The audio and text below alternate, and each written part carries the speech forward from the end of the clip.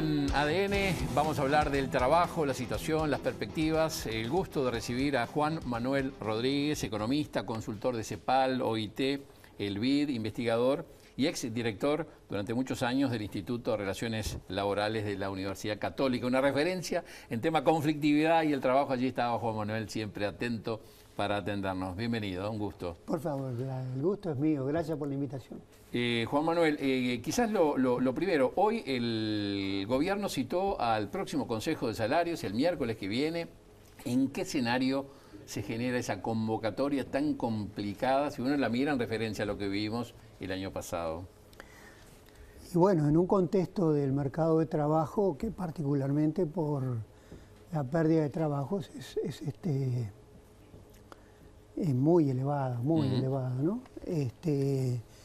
Con distintas facetas, porque no es solamente el desempleo, hay varias formas de no trabajar que se están midiendo que son cifras muy elevadas. El INE actualizó los datos de mayo, ¿no? Hace pocos días, o sea que ahí tenemos ya un indicador. Sí, ahí lo que muestra es que baja la tasa de empleo, es decir, la cantidad de trabajadores. La tasa de actividad creo que no tiene gran cambio, con lo cual aumenta un poco el desempleo. Porque la tasa de desempleo, que uno siempre la toma como la relevante, en realidad es una consecuencia de varias tendencias. Basta que la gente deje de buscar trabajo para que la tasa de empleo no aumente, porque eso baja la tasa de actividad y aunque haya el mismo empleo, como el denominador cae, aumenta Fue la evidente tasa. El año pasado, ¿no? En la pandemia la gente por el temor y eso dejó de buscar trabajo y no había replicaba la trabajo, realidad, claro. Porque la gente sabía que no lo iba a encontrar. Y buscar trabajo cuesta dinero y tiempo, pero sobre todo dinero. Bueno, y entonces el gobierno no ha mostrado las cartas, quizás a raíz de lo que el gobierno supone va a ocurrir con la economía que mostró ayer en la rendición de cuentas. Yo la definíamos hoy austera y optimista. Hay un cierto optimismo del gobierno de que la recuperación de la economía se va a dar, mantiene los guarismos de crecimiento del PBI, habla de crecimiento de exportaciones, habla de crecimiento de inversión y también del consumo, en menor guarismo que los anteriores, ¿no? Sí, es optimista, pero si uno mira los números que presenta el propio gobierno, el nivel del 69 no se alcanza en 2 o 3 años, el nivel del 19. O sea, referida a salario real. No, a nivel de actividad. Ah, nivel de actividad, correcto. Y el empleo menos. El empleo funciona más lento que el crecimiento del producto, lo cual recoge lo que es la realidad. Es decir, cuando uno está en una situación, comienza a caer la economía, las empresas no despiden, porque reponer trabajo es muy costoso y muy difícil. Mucha inercia para detenerse y mucha inercia para arrancar. Las dos cosas. Es decir, ahora va a haber una retomada del crecimiento, que se estima en una cifra un poco menor al 3% el año que viene, pero este año cayó el doble. Con lo cual vamos a estar todavía con un nivel de actividad por lo menos 2 o 3 años para alcanzar el nivel prepandemia. Y en el empleo probablemente un poco más. Juan Manuel, ¿estás viendo a los sindicatos, digamos, siendo mesurados en el reclamo por salario y siendo muy enfáticos en cuidar el empleo? ¿En no arriesgar una cosa por la otra? Sí, ha sido siempre así. Los planteos del PIT-CNT nunca son por salario, sino que son por empleo. Ahora, los consejos de salario discuten salarios, no discuten empleo. Bueno, pero se puede incorporar... En el argumento de una propuesta o de otra puede estar atrás el empleo. Exacto. Pero el acuerdo va a ser sobre salarios. Va a ser sobre salario. Si hay hasta porque la ley lo dice, no tiene competencia de hablar de empleo. No tiene competencia. Lo cual no quiere decir que uno no lo tenga en la cabeza, como digo. Pero ahora, es una discusión difícil. ¿Cuál es el impacto y en qué tiempo entre el aumento del salario sobre el empleo? Porque si uno mira lo que está haciendo todo el mundo, cuando digo todo el mundo, digo todo el mundo, Europa, Estados Unidos, están poniendo inyecciones, están llenando de dinero la economía, con cifras de más de $1.000 gratuitos a la gente. ¿Para qué? para que reactiven, Está para bien, que se tiene la aumente la maquinita de demanda. imprimir también, ¿no? Pero Europa no la tiene. Pero tiene la de euros, ¿no? También ahí le dan y son cientos de miles de millones que vuelcan en la economía. Pero más allá del dinero, yo me acuerdo que el año pasado, que estuviste en la mira, vos decías que en ese proceso que Europa estaba de tomar medidas con el empleo puestos en la mira, vos ves a Uruguay avanzando, desde el año pasado que hablamos hasta hoy, ¿Uruguay caminó en ese sentido? ¿Hay algo nuevo en el horizonte que te demuestre una política de Estado que ponga el empleo con las dificultades que está teniendo el empleo hoy, ¿no? No la hay. Si uno mira el discurso que hace la ministra de Economía, la primera variable es el ajuste fiscal. Cuando uno dice, nosotros tuvimos éxito el año pasado porque el déficit fiscal no subió mucho más de lo que habíamos previsto. Y es la primera afirmación. Cuando sí es la primera afirmación es porque es lo que considera más relevante de todo. Ahora, no hay un discurso con esta situación del mercado de trabajo que pueda desconocer el empleo. Ahora, ¿cómo se recupera el empleo? Ahí es donde hay las teorías y las políticas. Yo creo que si uno mira la rendición de cuenta presentada, no es una política, no es una rendición de cuenta expansiva. Perdóname, y uno siempre dice, bueno, hay empleos, para tener empleo de calidad, el software, se precisa educación. Pero el camino de la educación es un camino de largo plazo, no, por lo menos es un camino inmediato, no es un camino rápido.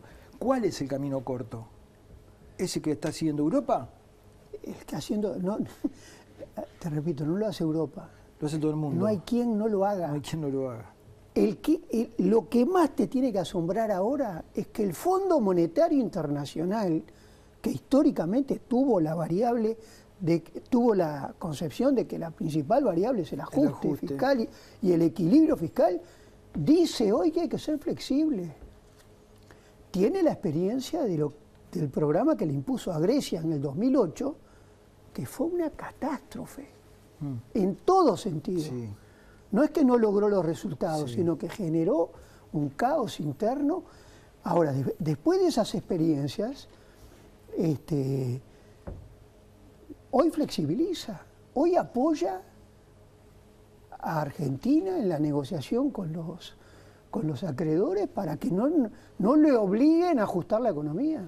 Juan Manuel, pero volviendo un poquito atrás, tú decías, decías lo único que prioriza es el ajuste fiscal, ¿no? No digo que es lo único, digo que es lo principal. Lo principal, pero la contracara que el año pasado cuando hacía la presentación del resultado era el Fondo Coronavirus, porque hay cerca de $1.000 millones que se asignaron al Fondo Coronavirus, donde gran parte de eso es para sostener el empleo, ¿no? Seguro de desempleo, los subsidios que se dieron, hay una forma de aguantar también por esa vía, ¿no? Yo te diría, la flexibilidad y las nuevas formas de seguro de desempleo probablemente ha sido la política que más directamente tiene que ver con esto. Pero todo lo que tiene que ver con subsidiar a la gente que no tiene ingresos, que en última instancia un subsidio a esa población, el 100% es demanda, porque esa gente está sobreviviendo. Sí. No es lo mismo que el subsidio que le puedes dar a una empresa, que puede ser importante, pero sabes que una parte importante no va a ir al consumo, irá a la inversión, irá a importaciones. Un subsidio a la población vulnerable y a la... diré 100%. Está bien, pero hay varios centenares de millones de dólares del año pasado y este año del Fondo Coronavirus que tienen ese objetivo, ¿no? Podrá ser poco, yo no discuto eso, es insuficiente. Es el menor de América Latina. Pero lo que pasa es que también se dice que Uruguay partía de políticas sociales muy mejoradas, ¿no? Es cierto. La base de partida es superior al 70% de la informalidad de Perú, por ejemplo, ¿no? Estamos de acuerdo, pero lo que más tiene de diferencia Uruguay es el sistema de salud, un sistema educativo que permite que no se pierda todo porque tenés el plan Ceibal, es decir, muchos cambios institucionales que permiten atender una emergencia como esta. Los países que no la crearon Y los que la desmantelaron, como buena parte fue algunos europeos o como no existe en Estados Unidos, bueno, hoy tienen un problema enorme. ¿Es la inversión pública uno de los caminos? Porque ayer, por ejemplo, se anunciaron $1.000 millones en saneamiento en todo el interior. ¿Ese tipo de políticas son las que ayudan a sobrellevar la situación? Ayudan, sin duda. Ahora, entendámonos, en el total de la inversión, la parte pública es pequeña en el total. Aquí lo que hay que motivar es que haya inversión privada. En este caso creo que era de inversión privada, ¿no? Lo del saneamiento, yo no entré en detalles, era privado, Capaz no sé si por el mecanismo. PPP o por los proyectos Crema, pero por ahí es la apuesta, ¿no? En última instancia es políticas públicas. Pero yo creo que lo que cambia verdaderamente la situación es que la inversión, es decir, convencer al sector privado que vuelva a invertir. Y los que Mayaoro no te convencen. No apostar a los Mayaoro, que dinamicen, ¿no? La exportación, la inversión aumentó ahora, ¿no? Que venía bastante rezagada y demás, ¿no? Toda la industria este primer trimestre tuvo resultados positivos. Toda la industria. Ahora, lo difícil también es crear empleo genuino, ¿no? Está bien, yo cuestioné, capaz que sin mucho fundamento, los jornales solidarios. Porque ¿genuino te referís al empleo privado? No, porque te pongo el ejemplo los jornales solidarios. No es empleo genuino. Le daban plata a la gente para hacer un pocito que no era necesario y en realidad estaban justificando para dar plata. Y yo me preguntaba, ¿por qué no le dan esa misma plata y en lugar de hacer pocitos que nadie necesitaba, o tapar a pocitos, le pagaras por estudiar un oficio del cual hay trabajo para que el día que le deje de subsidiar el tipo tiene un oficio de los que hoy se necesitan, ¿no? Por poner el ejemplo, el software, que se necesita. Bueno, habrá otros sectores que no sé yo, pero no es mejor subsidiar el estudio que subsidiar... Las políticas activas de empleo, que son esas políticas que a diferencia de las pasivas, que simplemente le das un subsidio para que no se muera de hambre, o para que tenga las activas buscan un vínculo entre el subsidio que se le da y la búsqueda o el encuentro del empleo. Y hay muchas formas. Frecuentemente, ¿por qué se hacen esas políticas que tú decís no es empleo genuino? Y obviamente que no lo es, porque duran un poco de tiempo y terminan. Claro. Pero tienen una serie de virtudes. Por ejemplo, la gente que va a esos trabajos frecuentemente no tiene una experiencia laboral. Es probable que no tenga forma de acceder a un empleo privado seguro. Y de pronto no tiene ni cultura de trabajo, capaz. No tiene cultura. Entonces, en general, esos programas se complementan con una serie de actividades donde se le da preparación para tener un nuevo trabajo. Y sobre todo, se le da experiencia. Una cosa no quita la otra, es lo que vos estás diciendo. Exactamente. Tenés que tener en cuenta que los jóvenes, una de las principales causas para no encontrar trabajo es que no tienen una primera experiencia laboral. Es el triple que el desempleo en jóvenes. Sí, claro. Sí, 34% creo que la última cifra que manejaba el INEFOV, 34 los últimos registros. ¿En qué medida la micro y pequeña empresa es un actor relevante? Porque se han quejado mucho que no han tenido mucho eco en los pedidos hacia el gobierno, porque ellos dicen que desde el punto de vista del empleo, las micro y pequeñas empresas son sustanciales, ¿no? Sin duda. Es por ahí que puede ser un camino. En todo el mundo, no solamente en cantidad de empresas, el 70, 80 o más por ciento son pymes, o sea, pequeñas y medianas. Si acaso micro, no son más chiquitas todavía. En el empleo, el porcentaje es menor, porque las grandes ocupan mucha más gente relativamente, pero en cantidad de empleo es muy significativo, y más para un país pequeño como Uruguay, que tiene muchas más empresas chicas que grandes. Subsidiar tasas de interés, bajar tarifas, dar mayor competitividad, ¿no es un camino también indirecto, siendo eficiente el Estado, trasladarlo a la parte privada? Obviamente, son formas de subsidio. Subsidio a la actividad empresarial, que te aclaro, también existen en la mayoría de los países, tanto europeos como en Norteamérica. Y son, sin duda, positivos, porque ¿qué es lo que dice AMIPE, que es la Asociación de Pequeñas?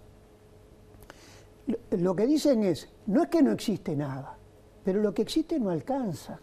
Por ejemplo, en gran mayoría los subsidios son préstamos. ¿Qué pequeño empresario con una gran incertidumbre en el futuro se va a comprometer a un préstamo? Es probable que sea peor el préstamo que cerrar por un tiempo. Porque si mantiene abierto por un préstamo y luego no se reactiva la economía, va a ocurrir que no va a tener ingresos, pero va a tener que pagar el préstamo. Con lo cual va a quedar endeudado. Va a quedar tan cerrado como antes, pero además endeudado. Qué terrible. Entonces, en realidad, si no hay una cierta garantía de que la economía se reactiva, el pequeño empresario no pide préstamos. Juan Manuel, vuelvo a los consejos de salarios. El ministro Mieres ha dicho que, a diferencia de lo que fue la negociación del año pasado, este año están dispuestos a abrir y a tratar distintos sectores que son distintos y que han vivido realidades distintas. ¿Cómo ves esa situación? Bueno, esto está en la línea de lo que plantea el PIT-CNT. El PIT-CNT, yo quiero decir verdaderamente que lo veo con una actitud bien prudente. Ellos han admitido que hay sectores que no se puede subir salario porque están cerrados. Sí, sí, ¿De turismo, qué sentido tiene? Gastronomía, por decir algo. Pero dice que no todo está de la misma manera. Entonces dice, bueno, ¿por qué tenemos que pagarlo todos los trabajadores? Porque es cierto que si lo que dice la encuesta de la Cámara de Comercio, que no tengo por qué dudar de ella, cerraron 6.000 comercios el año pasado, está bien que cerraron 6.000 comercios, pero 6.000 es una cantidad pequeña de comercios de acuerdo a lo que hay en el Uruguay. En cambio, si uno mira la cantidad de trabajadores que o no tienen empleo, o tienen un empleo muy precario, son muchos más. Y además le pusieron a ciertos salarios un impuesto, que no se lo pusieron a nadie que tuviera ingresos que no fuera por trabajo. Entonces dice, bueno, entonces paguemos todos un poco. Nosotros aceptamos que hay sectores que no, pero si hay un sector que está bien, no lo castiguemos con baja de salarios, porque no está en crisis. Sí, claro. Entonces, esto, ¿cómo se puede arreglar? Lo que dice en general el sector empresarial, un convenio puente que no se negocie, si tú haces un convenio puente que vale para todos, tenés que ponerte en el escalón peor. Porque el que está peor va a tener que pagar lo que dice el convenio puente, que si no tiene baja de salario va a tener aumento de salario, y no puede tenerlo. Entonces, un convenio puente implica una nueva rebaja de salarios, generalizada. Entonces, esto es lo que me parece el PIT-CNT, yo creo que con cierta razón, dice, discutamos quién puede tener un aumento de salarios. No digamos que todo. No había otra herramienta para esto que el Consejo de Salarios. No sé si al ministro de Trabajo se le va a ocurrir alguna. Aclaro que esta idea se ha pensado varias veces desde que yo estoy estudiando relaciones laborales. Es difícil implementarla. Claro, que se llamaba el descuelgue, ¿no? Pedían el descuelgue, pero no era parecido, el concepto no era similar. El descuelgue es otra cosa. El descuelgue tiene que ver que tú tenés un acuerdo y tenés una empresa que está... Porque en un sector es dentro del sector que vuela, igual hay empresas que están mal. Entonces, lo que dice la empresa es, nos descolgamos del convenio. No pagamos este convenio hasta estar un poco mejor. Cuando estamos un poco mejor, volvemos al convenio. Ahora, en vez de empresas, son sectores que se descuelgan de la pauta general. Bueno, podría ser. Ahora, ¿cómo se mide? Porque el tema, ¿sabes cuál es? Que los sectores que negocian no tienen la misma característica, la misma estructura que las cifras. Las cifras que calcula el INE, se hacen por la clasificación uniforme internacional, lo que se llama la SIU, que es una clasificación que existe para todo el mundo y que se adapta a la economía de cada país. Pero los consejos de salario no tienen que ver exacto con eso. Entonces tú decís, el sector textil probablemente tenga en la SIU lo mismo, pero la cantidad, pongámosle, en el comercio creo que hay 20 subsectores. No hay estadística para esos subsectores. Sí, claro. Entonces, ¿cómo sabemos si el sector está bien o está mal? Porque hay que tener una estadística para decirlo. Y no se hacen estadísticas para negociar salarios. Se hacen estadísticas para medir el nivel de actividad. ¿Cuáles son los sectores que pensás que pueden tener más complejidad en estos consejos de salario? Probablemente los tradicionales. O sea, la gran conflictividad siempre se da en buena parte del sector público, particularmente en la educación y la salud. Se da en la construcción. Probablemente en la construcción no haya conflictividad porque es un sector que tiene relaciones laborales totalmente diferentes. Y está regulado, ¿no? Está Salud, muy regulado. Construcción y transporte están como regulados aparte, Están ¿no? regulados, pero tienen Negociación igual, un sí, buen no, por vínculo. supuesto. Porque el tema del vínculo y de la confianza es relevante en un acuerdo. Sí, Porque, claro. digamos, si tú, como pasa en la construcción, que tenés varios fondos a los cuales se constituyen por aportes de empresarios y trabajadores, y luego, incluso un instituto de educación, que está administrado, pero que los cursos se definen por acuerdo, para las necesidades que hay en el sector. Tenés fondos para vivienda de trabajadores, tenés fondos para material educativo, para cuando empiezan las clases. O sea, tenés todos bipartitos. Eso establece un vínculo entre el sindicato y la Cámara Empresarial de mucho relacionamiento, que no evita que un día haya un conflicto. Claro, no, claro. no lo evita. Pero es importante. Pero la gran mayoría de los problemas se solucionan. Se nos fue el tiempo y yo quería que nos hablaras un poquito, aunque sea, darnos una introducción del próximo libro que estás preparando, que es El lado oscuro de la inteligencia artificial. Vamos a tener que hacer un programa sobre Han eso. cambiado los paradigmas del trabajo, ¿no? Y con la pandemia los aceleró todo, ¿no? Vamos Con a el hacer un teletrabajo y programa demás, sobre ¿no? eso, pero danos una cosita así, una entradilla. El que está escribiendo un libro es una aspiración. Ah, bueno. Hacer un libro Pero es lo vas más a difícil hacer. que negociar salarios. Seguro lo vas a hacer. Pero sí, el tema es que la inteligencia artificial, como diría, es la estrella de las nuevas tecnologías. Acabo de leer lo que es la política científica china, que me dejó asombrado. 100 páginas. O sea, cuando alguien dice que China avanza en las nuevas tecnologías, avanza porque define objetivos y les pone plata e involucra a toda la sociedad, el Estado, las universidades, los municipios, los alcaldes, y todos participan. Se alinean, ninguno se desalinea. Totalmente. Obviamente, tiene un sistema que le permite alinear a todo el mundo, está claro que es así. Claro. Pero el hecho objetivo es que se alinean. 100 años del Partido Comunista Chino, ¿no? Nada menos. Exactamente. No, y que el que dirige el Partido Comunista dirige el Partido Comunista, el Estado y el Ejército. La Fuerza Armada. Sí. No te olvides. Sí, claro. Entonces, bueno, la inteligencia artificial claramente permite resolver muchas cosas mejor que si no existiera. Pero tiene efectos colaterales, digamos, que hay muchos usos posibles de la inteligencia artificial que violan derechos, violan privacidad, generan monopolios que dificultan la competencia.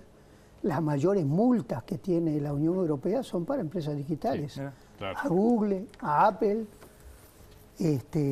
Bueno, hay países que no lo dejaron entrar. Rusia no dejó entrar a Google, negoció con Google.